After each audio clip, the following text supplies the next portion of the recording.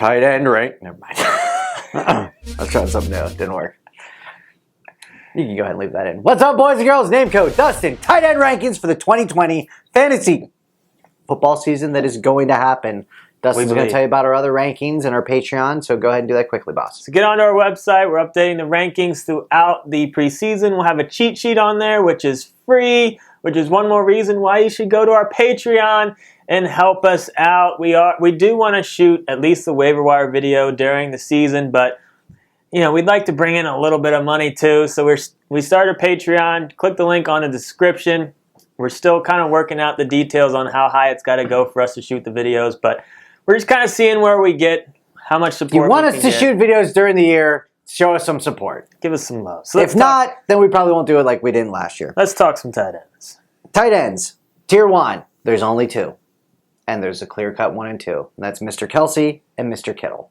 Both are beasts. Both, I see, if you own them, you could have a significant advantage every week over your competition, so it's worth taking them a little bit early. Normally, the Nameco style is waiting on a tight end, so I either grab one of these two guys or I'll probably wait to the end, but foreshadowing, there's some guys in the middle here that Dustin and I will speak about that I do kind of like. So, Dustin, what about tier 2? Tight end's pretty deep this year. There's some interesting guys. So, Zach Ertz, Mark Andrews, you're happy with. Ertz is still getting it done. Andrews' touchdown potential is huge. But I do want to talk about Darren Waller. And it's just, when you look at his stats, 90 catches, 1,100 yards, only 3 touchdowns. But it was just so out of nowhere. It's just a little bit scary. But you got to believe it's true to a point. I mean, yes, they added Ruggs out there, but he's still going to be very much a focal point on that offense.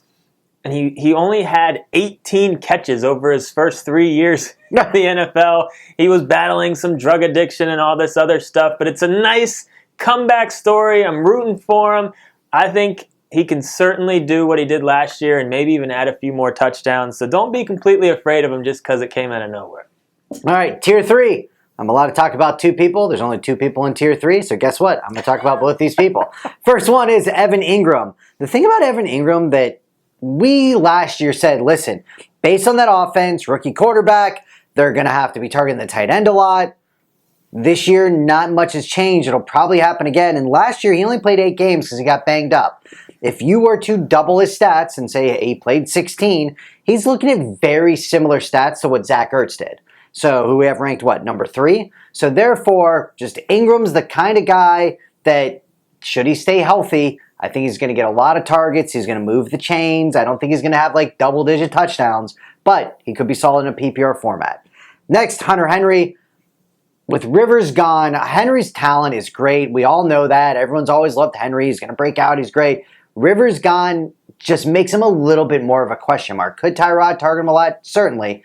But due to the fact that there's no Rivers, we had to rank him here just because the uncertainty makes all the other guys above him we just feel a little bit better about. That's all. Tier 4, there's still a lot of fun talent here versus Noah out there with Love him. Denver. All the reports are this guy is just a freak of nature, and that's why he was a first-round pick, and the potential is certainly there. We do think Locke takes steps forward going this year. We think that offense in general, it's just set up for success, and we really like his potential. And as a rookie, he had solid stats as far as rookie tight ends go. And then I want to talk about Dallas Goedert. I don't understand the hate for him because, first of all, he's a nice handcuff, as if there's ever a good tight end handcuff. If Ertz goes down, Goedert's a top 5 tight end. I mean, we've always said that. We still believe that. But if you look over his last 8 games last year, he had 41 catches and 425 yards. And here's the deal. They have 2 old receivers and a rookie. They're going to do a lot of 2 tight end sets.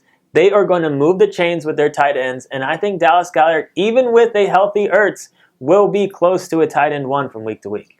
All right, as we look at tier 5, the 2 guys I want to highlight, first of all, sleeper alert, big time Nameco sleeper alert. Blake Jarwin. Dallas Cowboys. He likes him. I like him, like the talent, but I always say it's talent and opportunity. The opportunity is going to be there. I know they added Lamb, but Cobb and Witten are gone. Those 2 guys got about 170 targets. Those 2 guys' targets are right around the spot where I see Blake running around the field. So obviously I don't think this guy's going to get 170 targets. Heck, he probably won't even get triple digits. But there is a massive opportunity for him. If he plays well the first couple weeks, I could see him gobbling up a ton of catches. Just an interesting guy to target late. Next, Rob Gronkowski. It's not 5 years ago. Just remember that when drafted. That's all I want to say. Just remember that when drafting him. I know Tom Brady's there. I know it's him. I know you're thinking Super Bowls. O.J. Howard is still there. They got Evans. They got a lot of weapons out there. Gronk is not going to, it's not a bunch of years ago. So don't wait in the draft and be like, I got Gronk. I got, one of the best tight ends ever in the game. Not going to happen this year. Just buyer beware. Couple guys in the last tier. Chris Herndon I want to talk about.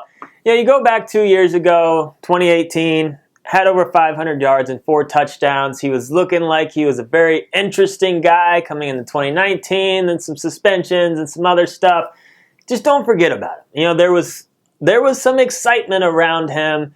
It's still possible it could happen, but there's a lot of question marks. So at this point, that's why you got to have him in tier 6. And then TJ Hawkinson is just another guy. It's just former first-round pick.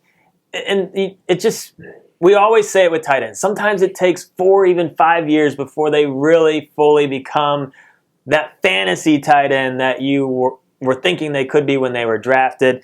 He's kind of in the same boat as Noah in terms of just, we think they'll take steps forward. But Hawkinson, we're just not quite as excited about him, but you got to be excited about any guy that was taken in the first round. As Brent says, he's got that pedigree. So we do think he will have better stats this year.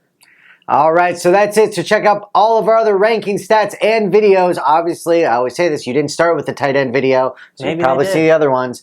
Comment below if you start with the tight end video. And don't lie. Do not lie.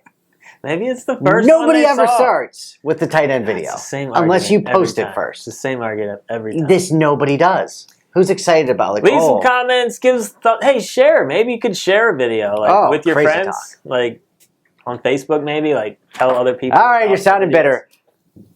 We out.